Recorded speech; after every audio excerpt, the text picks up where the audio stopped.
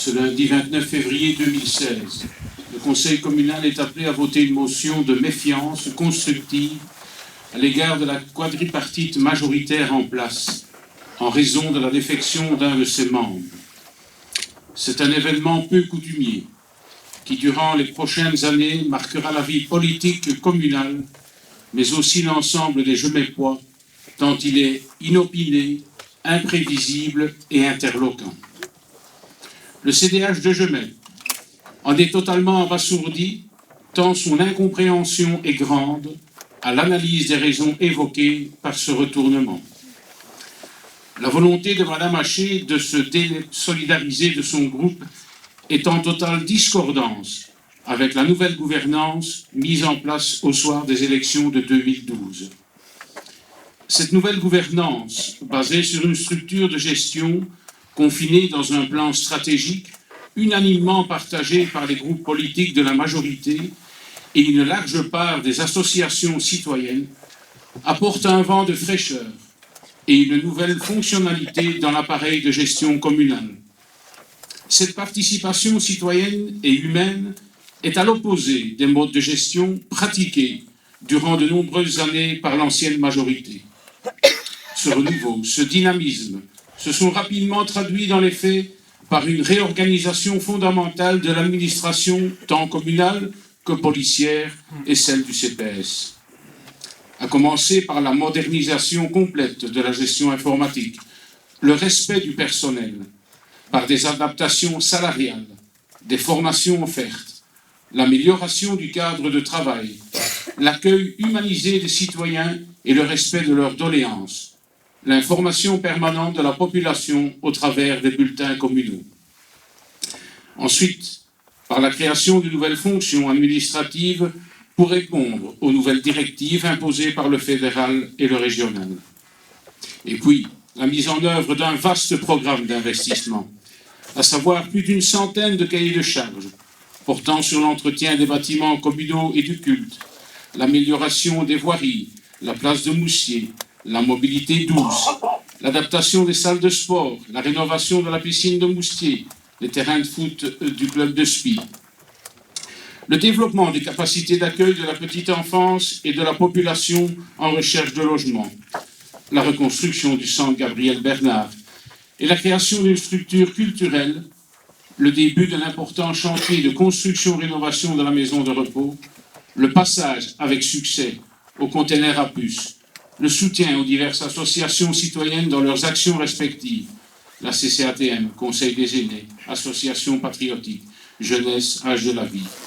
Bref, un inventaire non exhaustif, mais qui donne une idée du travail colossal qui a été réalisé et dont la concrétisation commence à se mettre en place. Je cède la parole à Dominique. Merci.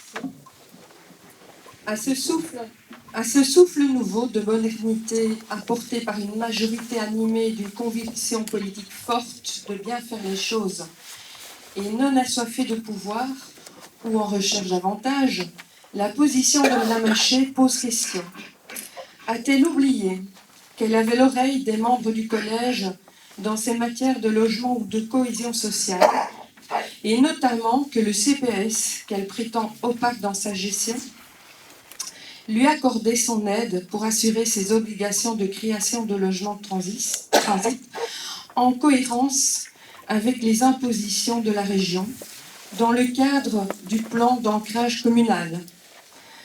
A-t-elle oublié la coopération permanente qui existe entre responsables du CPS et du plan de cohésion sociale dans des organisations et événements citoyens?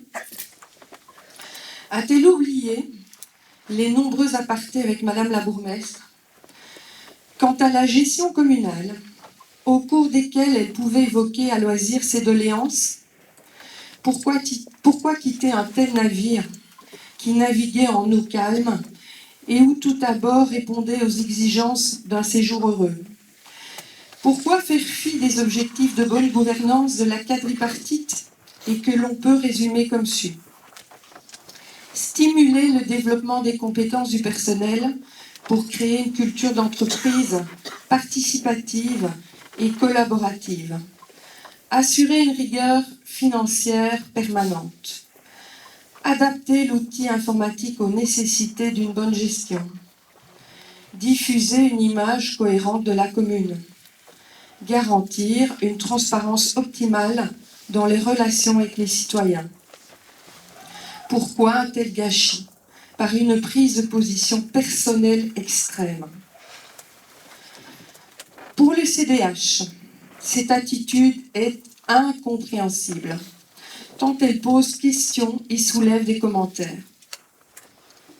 En dehors des instances politiques communales, le personnel de l'administration, de la police et du CPS sont interloqués, au même titre que les associations citoyennes et autres mouvements que la commune encourage.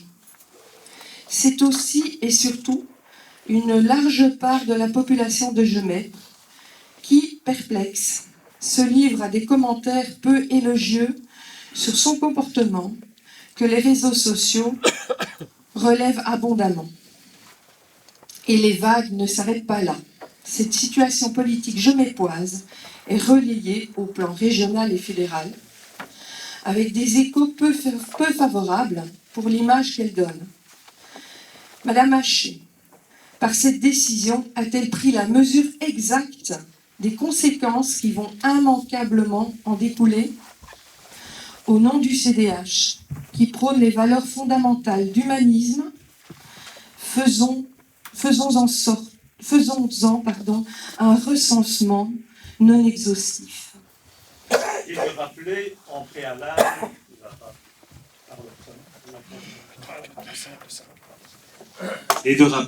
préalable... qu'un mandat politique accordé par un vote populaire n'est pas une propriété personnelle dont on dispose à son gré pour assouvir des ambitions personnelles, se venger de ses refoulements et ou favoriser ses rentrées financières mensuelles. Un mandat politique doit se mériter par son travail, par sa probité au service du bien commun. Il doit être exécuté avec passion. Un élu a davantage de devoirs que de droits. Il doit répondre à une éthique et se comporter scrupuleusement dans ses actions, en symbiose avec son groupe politique, ses partenaires de majorité, en ayant des égards pour son électorat. Les lignes de conduite d'un homme politique sont dictées par des obligations impérieuses. Ouverture aux citoyens, écoute, dialogue, dans un esprit de tolérance, sens de l'autre et de la relation humaine, et respect de la dignité humaine. Réconciliation entre solidarité et responsabilité. Réconciliation entre individualisme et collectivisme. Renonciation au populisme, à l'égoïsme et au matérialisme. Obligation d'assurer le mieux-être et le mieux-vivre de la population. Respect absolu enfin de la démocratie en tant que système de pensée, de justice et de liberté. Trois valeurs essentielles de vie en société doivent le guider, cet homme politique. Travail, honnêteté, respect de l'autre. Madame Haché a-t-elle perdu tout repère par le non-respect de ce modèle de comportement que tout élu a l'obligation morale de respecter sans défaillir? Que croit-elle récolter de sa prise de position, de décision? Rejoindre une majorité qui ne sera pas plus solide que la quadripartite qu'elle quitte. Qu'est-ce que ça va lui apporter? Quelle sera sa liberté d'action dans les politiques qu'elle veut mener? Comment se faire respecter au sein d'un groupe dominé par une seule personne? Ce groupe qu'elle intègre est-il fondamentalement unanime à sa venue, qui inspire plus de défiance que d'encouragement? Que fait-elle du déferlement médiatique que provoque sa décision? Que fait-elle du vote des citoyens qui lui ont accordé leur confiance quant au programme politique qu'elle défendait initialement?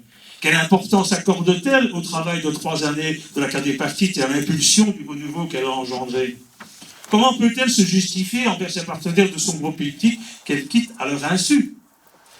Une telle trahison à l'égard de la quadripartite majoritaire que Mme Haché a initiée par le dépôt d'une motion de méfiance constructive va devenir à court terme et pour toujours, pour elle, une motion de méfiance destructive.